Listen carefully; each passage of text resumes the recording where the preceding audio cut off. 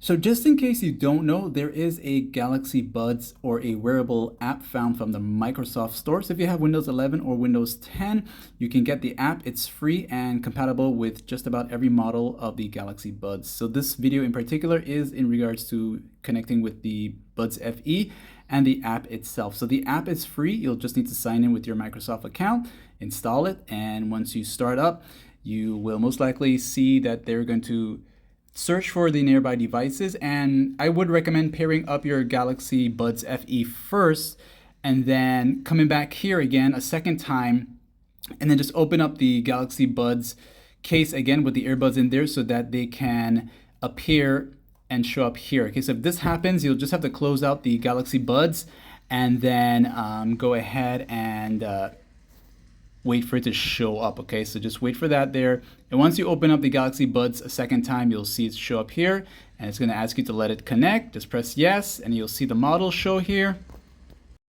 So from here on, just wait for this to process and then you'll see for your review, then click on next, just like the Samsung phone would have, and you'll see the Galaxy Buds name, the earbuds battery percentage, and the case right underneath the name itself. You'll see the noise control controls, so you can choose from here which one you want, and the touch controls. As you click on that, you'll get access to the touch controls. So you can disable the touch controls from here or leave it on and then choose which of these you want to have enabled when connected to your Windows 11 computer, okay? So with all that said and done, you can just go ahead and browse through the ones you want. And of course, if you want some extra added sound settings, you have the equalizer.